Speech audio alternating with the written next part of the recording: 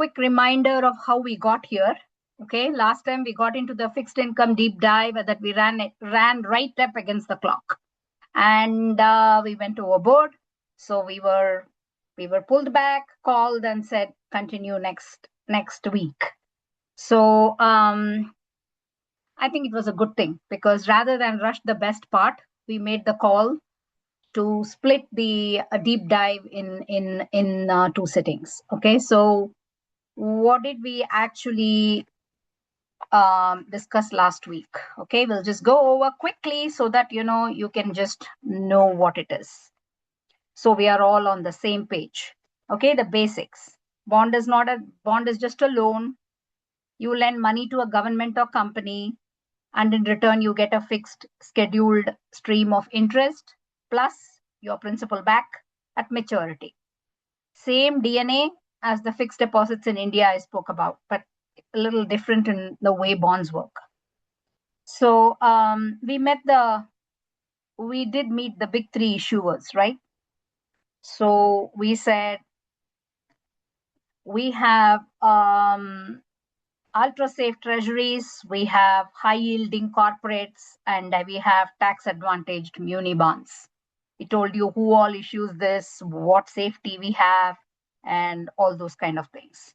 And then we saw about the one rule that we have to remember: when interest rates goes up, existing bond prices come down. And same way, when interest rates goes down, existing bond prices go up. It's a seesaw that we learned. We can see an example today, so it will be very clear as to how you will do it. Okay, so that's the whole goal here. Let me just push my little screen on the other side because it's just on my face. Okay. Then yield is what you actually earn. The coupon is locked at issuance, so that means the interest rate is locked at issuance, and the duration tells you the duration is how hard the price will swing when rates move. Longer bonds swing more, and shorter bonds doesn't swing as much. Then we have safety layers we spoke about. We spoke about the credit ratings or the report card, or on whether you'll get paid back. Top AAA down to triple B is investment grade. Double B to below triple B and C and all that till D is default high yield junk. For the cash you can't afford to lose, we covered CDs, money market funds, and inflation protected I bonds. We spoke about that. Then we also spoke about easy access. You don't really have to sit and handpick individual bonds, but you do have bond ETFs and bond mutual funds, just like how you have in the equity side. So I told you to look up BND, AGG, all those kind of things that gives you thousands of bonds in a single low cost purchase. Okay. So what we covered is the what and the why. What we saved for today, the part worth slowing down for, is the how. How you actually pull all this to work with a simple strategy. If you understand the strategy, it's amazing. It's one of the best strategies ever for your fixed income side of the portfolio or the bond side of the portfolio. And then you can always look at the takeaway playbook. You can start using and seeing how this works. Okay, so what we're going to do is talk about we did this. So we're going to talk about laddering and strategy. That's the most important thing that we're going to talk. We stopped here last week. So bond laddering is, as I told you, is one of the elegant strategies ever in bonds and fixed income. And it's actually pretty simple. Okay, once you understand the concept. If you understand the concept, it's like a cakewalk. You would probably even forget about all these equities and all that and would want to do bonds all the time. So imagine a ladder, okay, with multiple rungs. Okay, that's what I want you to imagine. Each rung will represent a bond, okay, or a CD or whatever, maturing at a different time. Okay, each step is going to be representing a bond which will mature at a different time. Okay, Instead of putting all the money into one bond with a single maturity date, what we are trying to do is spread it across multiple bonds with staggered maturities.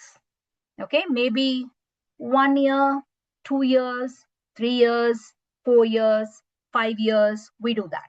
As each bond matures, you invest the proceeds into a new bond at the longest end of your ladder. So the first one will go, and then you take it back to the 5th year, and then you start that way. So I'm going to teach you with example, then it'll actually click. Okay, this gives you the best of both worlds. Which world? The higher yield for longer maturities and regular access to your money. You just are not tying up there and thinking, oh my God, I can't do anything for 5 years. It's not like that. You have access to your money as well as you have high yields. That's what you're planning with this bond, laddering strategy. I wanted to just give a small example how we do that. Say you have $10,000 to invest. Okay, I take it small so we can just start there. Instead of buying one $10,000 bond, you build a 5-year ladder. So what you're doing, 2,000 in a first year treasury. I'm just giving you example. 2,000 in a second year, 2-year maturity. 2,000 in 3-year maturity. 2,000 in 4-year maturity. And 2,000 in 5-year maturity. That brings you to 10,000. Okay. After 1 year, your first year bond matures. You get the 2,000 plus your interest. Okay. You then reinvest that 2,000 into a new 5-year bond. Now your ladder looks like this. 1 year, formerly the 2-year, now has become 1 year. Okay. Then the previous 3 year has become 2 year.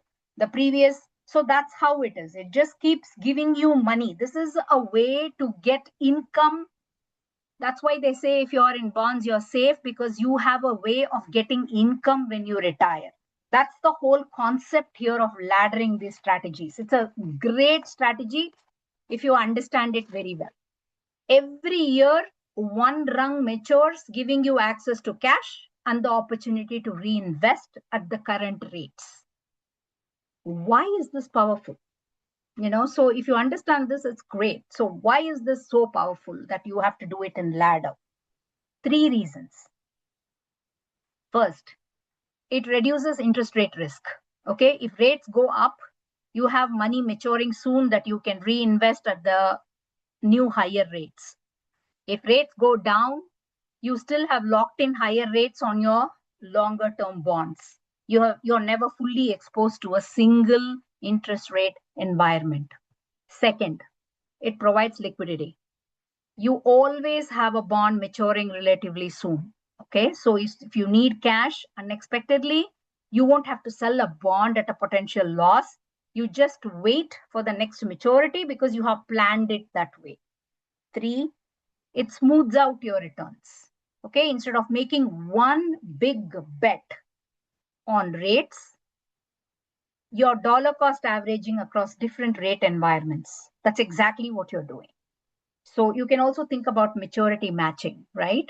So aligning your bond maturities with your financial goals. So this is how we plan. This is how we plan for generations, right? Thinking about different time horizons for different life events. That's what it is.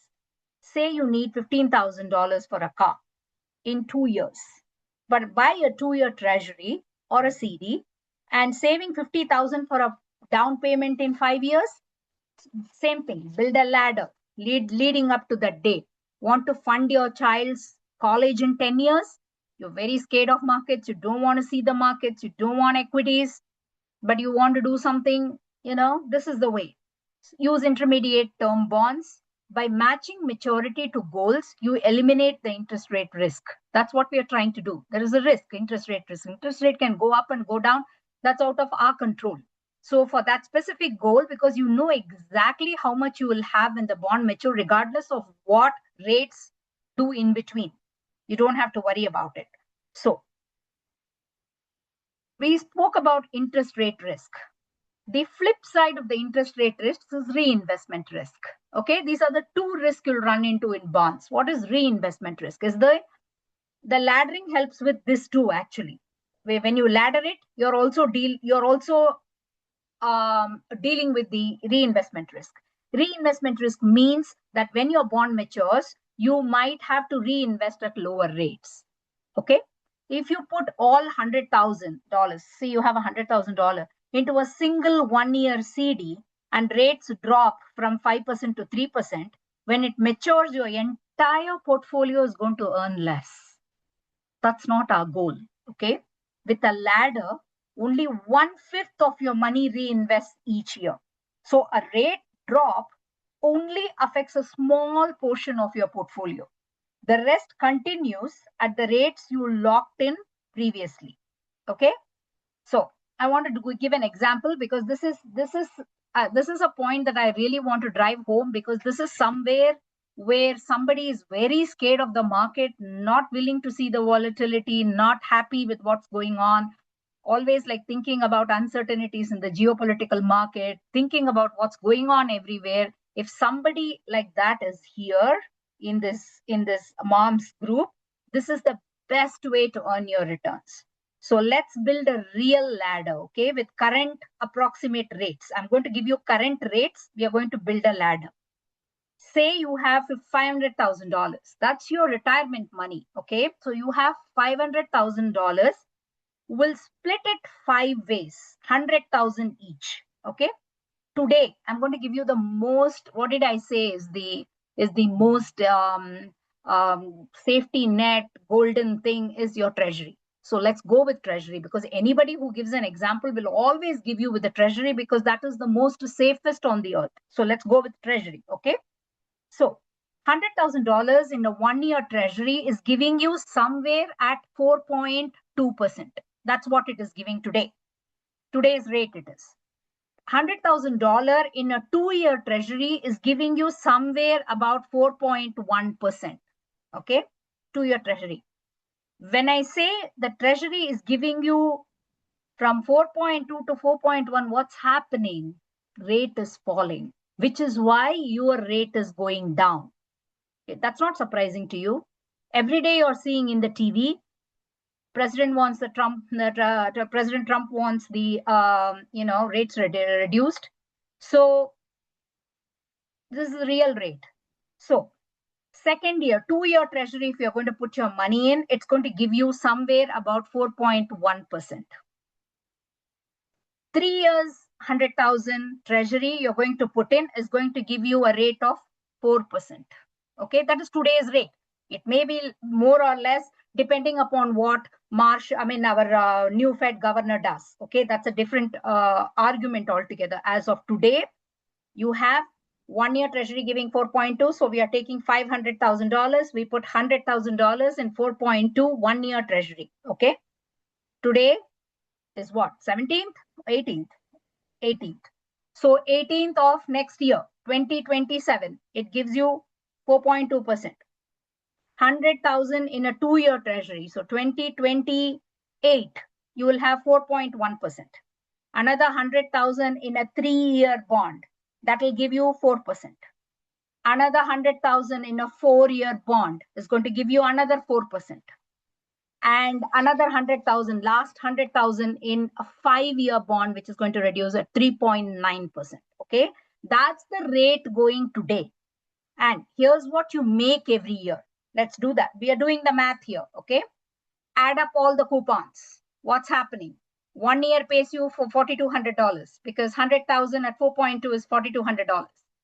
The 2-year coupon that you put is giving at 4.1, so that's going to pay you $4,100. The third 3-year coupon is going to pay you 4%, so that's going to give you $4,000. The 4-year 100,000 is going to give you 4% again, $4,000. The 5-1 is going to give you $3,900. So 5 years is going to give 3.9%. So it's going to give you 3,900. So what is your income for the year? You're getting $20,200. Okay, approximately in somewhere in the region of say $1,700 or $1,800 is what you will get if you ladder it like this. Okay, a blended yield you're going to get. You blend the whole yield across 5 years, yearly you're going to get about 4.04%. That's on your $500,000. That is what is going to come to you. If you're happy that I want only $1,800, I'm happy, I have my social security, this is my extra income, I am great, this is what I want, this is the solution. Okay, now let's think about reinvesting. Okay, and you collect a similar amount every year for 5 years. So let's think about reinvesting. Now here's how to think about reinvesting step by step. Step 1, at the end of year 1, your year 1 rung matures. That means you got $20,200 plus $100,000 that matured. The first year thing matured. So you have it, the $100,000 came back to you. So you need to think about investing that. So what happens? On top of 20,200, which probably you may use or you may want to invest. That's up to you. But here we are making an assumption that you're going to use that money. That's why you want to be safe. You want the $1,800 above both of your social security when you retire. And that's not a bad amount to have a good living. Okay, so that's what it is. So if we are talking about 6,000 to 6,500 per month, which is not a bad thing, right? When you retire. So then step 2, take that returned 100,000 that matured, reinvest it into a brand new 5-year treasury. You're looking at again the longest rung of the ladder. And if you want, because the 1 year is already come up, we don't know at that point of time what the interest rate is going to be. Maybe our Fed governor did not succumb to the pressure and he kept raising the rates. Could possibly happen because on the other side, inflation is raising too. So what happens is it just might even go up. It may not go down. You have a choice. You can say, hey, today at this rate, it has gone up. I may probably get 4.3%. So I would just do it. So that's what will happen. So you have, what happens is you got your money, you got your 20,200. Now, step 3, notice what happened to the rest of the ladder. Okay. What was your 2 year is now 1 year. So that 1 year, your 3 year is now 2 year and so on. So you're right back to a full set of rung maturing 1, 2, 3, 4, 5 years out. Step 4, repeat this every single year because every single year it's going to be maturing. So 100,000 rung matures and you roll it back into the 5-year end. That's the whole engine. What's the payoff? Why are we doing this? What's the payoff? If rates have risen, scenarios, because we don't know, we don't have a crystal ball. If we had a crystal ball, we would do many things very differently. So if rates have risen, then maturing $100,000 get reinvested with the new higher yield. If rates have fallen, only 1/5 of your money reprices, while the other $400,000 keeps earning the higher rate you already locked in. You are never forced to bet your 500,000 on one rate environment. That's the most important concept of fixed income. You can build the same thing with CDs at your bank or through a brokerage account wherever you have. You can do the same thing. You can do either bonds or you can do either CDs. Okay, so all of these offer the same automatically for treasuries, and treasuries also you can do. You can buy through treasurydirect.gov. I told you last time in increments.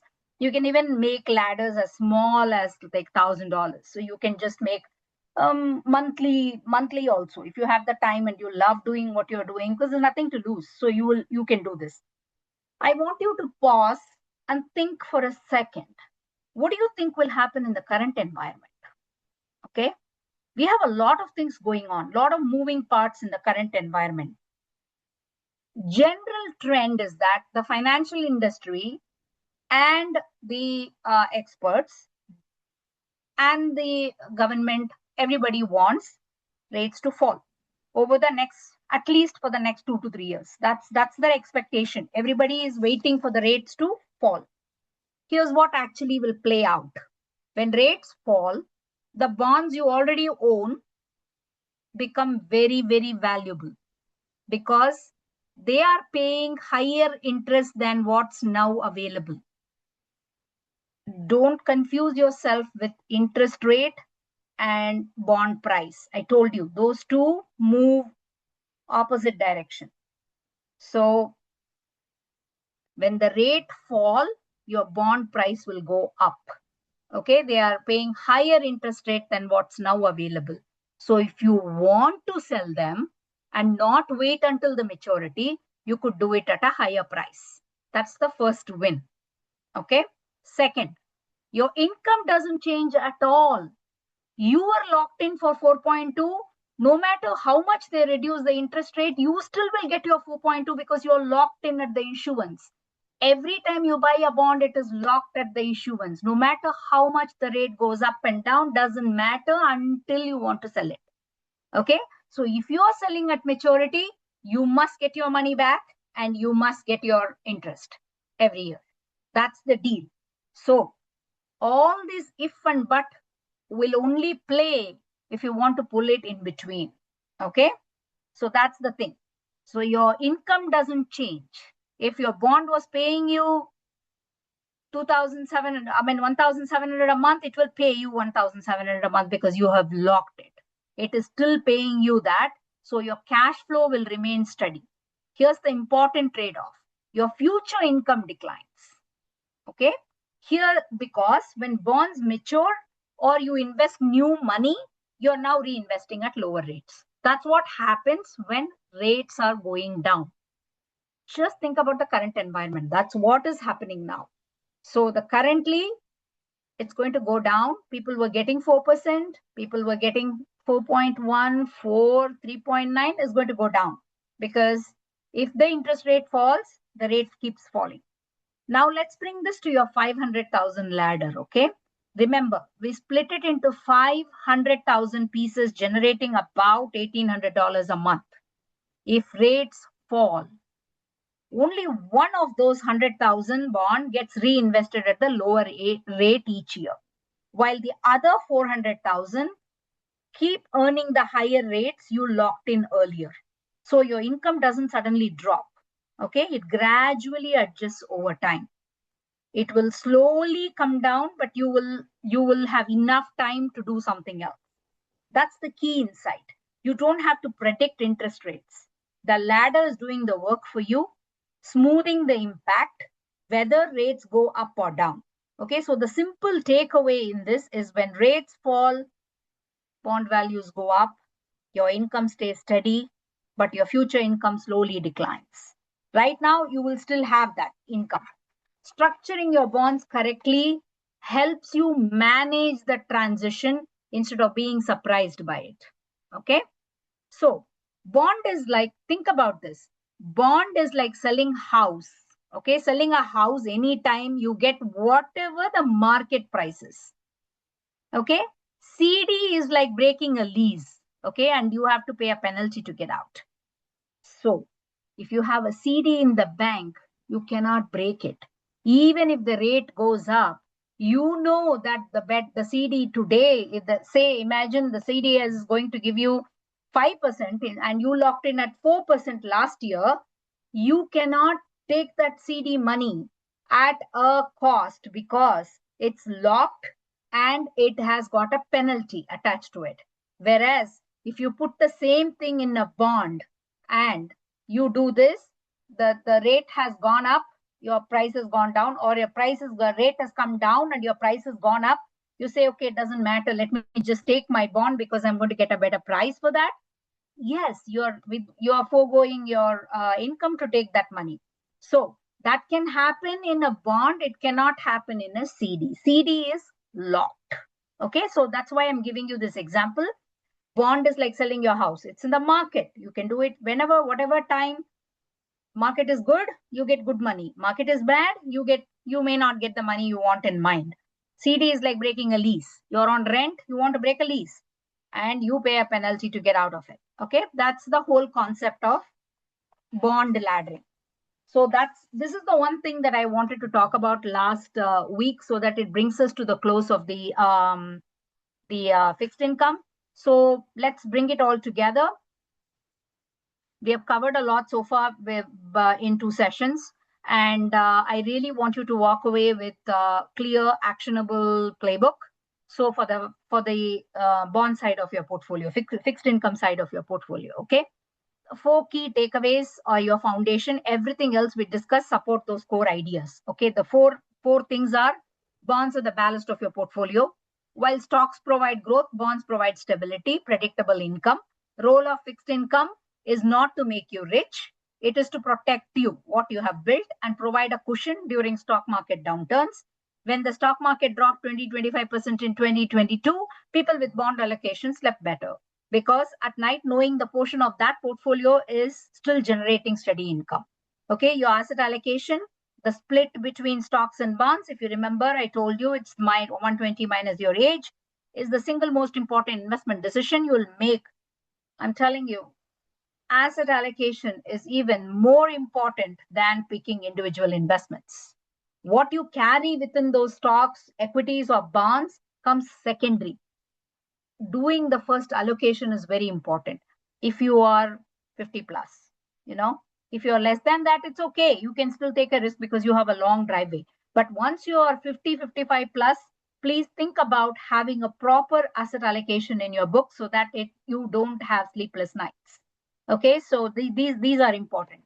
Second, understand the risk return spectrum. Not all fixed income is created equal. Okay, treasuries are the safest but pay less. Corporate bonds pay more. Today's market, I just looked up all these things because I was going to talk here. Today's market, Apple had a corporate bond that was at a discount.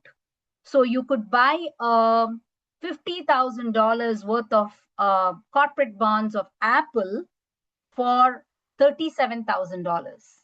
Okay, you had that today's thing, so you're getting it at a discount.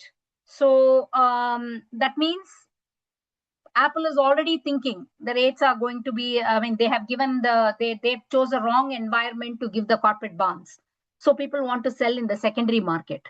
So people who are holding Apple want to sell it at a discount and see what happens to that. It's not whether you buy it at a discount or whether you buy it at a premium, it all evens out at the end. Okay, so but the rating is important. Apple is rated AAA, so it's an investment grade investment. So it's investment grade. So it's a good investment with a great report, and you can buy that, but your income will be very, very little. So corporate bonds are supposed to give you more, not little. So that's why I brought that up. So corporate bonds pay more, but they carry credit risk. When I say credit risk, it means they can become bankrupt, because there's nothing preventing any company to not become, like, when they don't get enough capital, they wind up. So that's called the credit risk.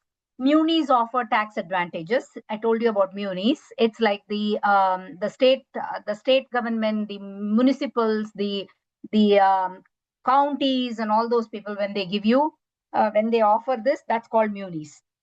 CDs and money market provides safety and liquidity, and I bonds will protect inflation. Your job is to match the right fixed income instruments to your specific goals, timeline, and risk tolerance. That's the most important thing. A 25-year-old saving for retirement might only need 10% to 15% in bonds, mostly in a total bond market fund or something, and they can forget it.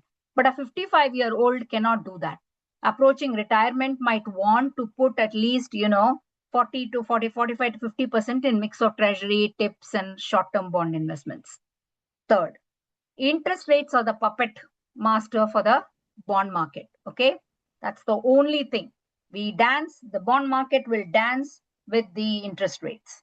The inverse relationship between rates and prices is the most fundamental force in bonds. When rates increase, bonds fall. When rates fall, prices rise. Duration tells you how sensitive your bonds are to rate changes. Okay, if you hold to maturity, short-term price fluctuations, nothing matters if you're going to hold it to maturity. That's the thumb rule. If you buy a bond, if you want to stick until maturity, you're good, because whatever you expected that bond to do, that it'll do its work. Only when you have an emergency and you want to sell in between is when you have to think about all these mechanics of how the bond market works. Otherwise, you don't have to worry at all. And so the thing is, like, if you might need to sell early, then you have to pay attention to the duration. And remember, higher rates are actually good news for bond investors over the long run, because you get to reinvest at higher yields, which is not now the current situation. It was 5 years ago. Okay, so 3 years ago, it was a great bond market to invest. So the 2020, 22-23 rate hikes hurt in the short term, but set up much better forward returns. People were able to make money out of that. So this is exactly why the laddering logic from the last slide matters. Picture that 500,000 every time you do ladder of 500,000 rungs, throwing off 20,200 income a year. But your 500,000 is always safe. Nothing will ever happen to that 500,000. Each year, 100,000 rung matures and you reinvest it at the 5-year end. Step by step, the same rung goes forward every year. If rates have climbed, that maturing 100,000 goes back to work at the new higher yield. If rates have dropped, only 1/5 of your money reprices, while the other 400,000 keeps earning the rates that you already locked in. So you never have to bet the whole 500,000 on the rate environment, is what I'm saying. This is how you mitigate risk. There is risk to everything. I told you I don't know, in a previous session, public market session, if somebody comes to you saying there is nothing without a risk, run, because everything has a risk. Okay, so this risk, we always find ways to mitigate risk. That means you know what it is and you have addressed it. That's what matters. So you never have to, the ladder runs, higher rates are good for reinvestment. From a slogan into a system, you run on autopilot. That's the most important thing. Fourth, start simple and build from there. You don't need to become a bond expert overnight, okay? I told you to look up BND, AGG, ETFs. I know some of you would have done that. Is a perfectly good starting point to understand and see what your bond allocation could be. As you learn more, your portfolio grows. You can add targeted positions, maybe some I bonds for inflation protection, maybe I bonds. I told you last time you can only put 10,000, but at least that 10,000 is saved per person. So if you're four people, four members in a family, 40,000. Okay. So CD ladder for a super saving goal. Then muni bonds if you're in a very high tax bracket. The most important thing is to actually start allocating to bonds rather than putting everything in stocks and hoping for the best. I gave you a thumb rule how to do it. 120 minus your age. Just do some little bit of a bond allocation. Even if you are a 20 or to 30-year-old, try to see what that bond market is, because you will get better at it. And then when you really need it, you will be good at what you're doing. So your action items for this week: first, check your current asset allocation. What percentage of your investments are in stocks versus bonds? Okay. If you're 100% stocks, consider whether adding a little bond allocation makes sense for your situation. Okay. You're learning this, so it's a good time to see even 5%. You will learn the how bond works. Second, open treasurydirect.gov account if you don't have one, because you lose nothing. Just go there, treasurydirect.gov. And if you don't have one, it's free. It gives you access to I bonds and treasuries. You can buy there. Okay.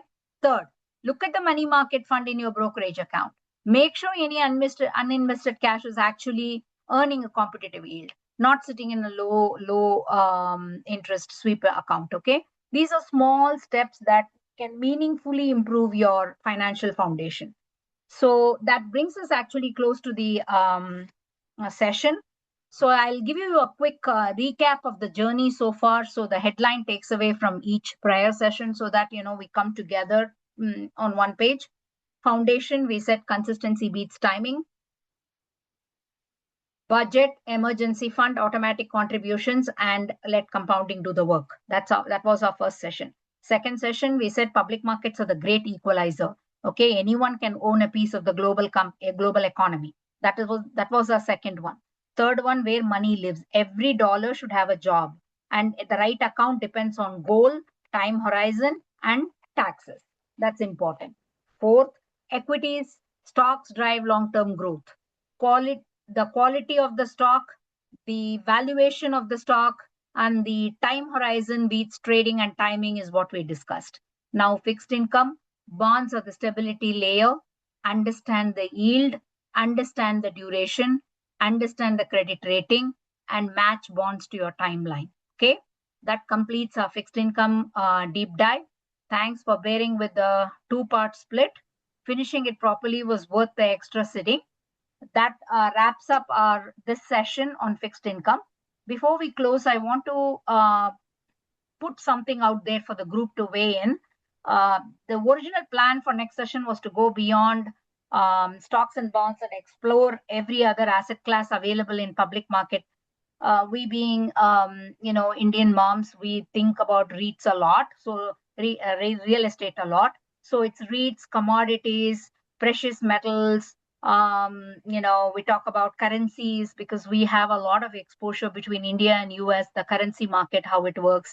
So, and these are things basically what will be beyond our stock and bonds. Okay, so I wanted to give you some of them reached out saying, can you please tell us about retirement planning? So it's kind of, we thought we'll do this and then we'll go step by step, address private markets and then get into retirement. But, would you rather keep going with that beyond stock and bond, or deep dive next session, or skip that for now, jump straight into retirement planning, how to build a retirement number?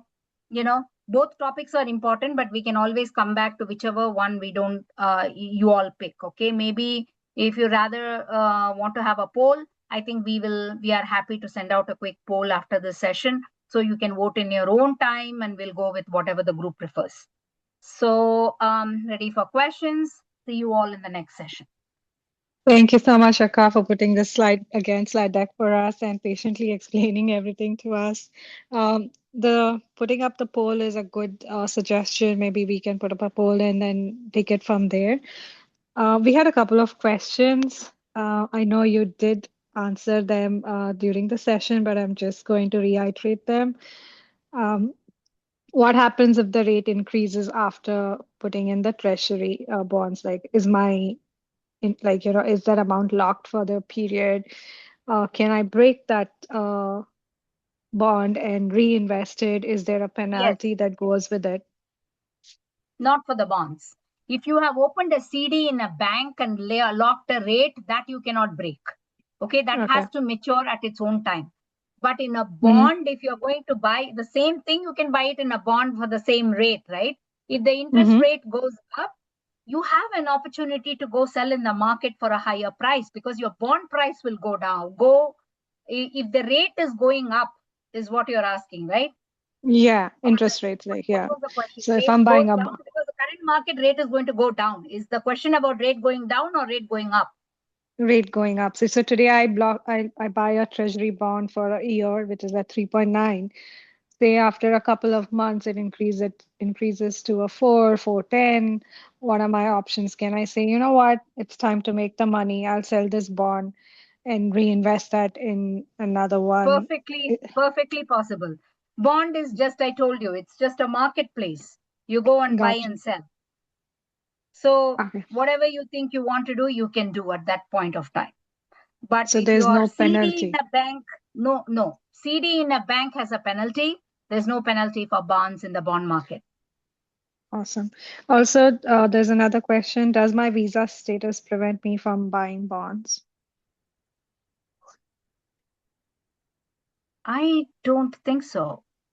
Gotcha. No, you Okay. can buy your bond. Yeah, no, you just have to have a social security number. I don't think, yes, you don't need to have your visa status as far as you're staying here, you're working here, your H1B. No one asks all that. It's your social security number. You have to go to government treasury government dot I mean treasurydirect.gov and find out how you can do that. If you have any questions, call me. I mean, I haven't done for a like that, but I think I don't see any problem.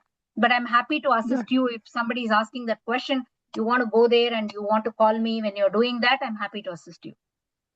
Sure. Thank you so much, Akka. Thank you again for taking some time to educate us all moms on this. We know we always take this on a back seat, nothing to do Yeah, with us. So thank you for taking this time to educate us and help us and understand this. These are really good yeah. concepts. Some are core, some are dry, but you've taken good time and giving us practical knowledge. So thank you so much again, Akka.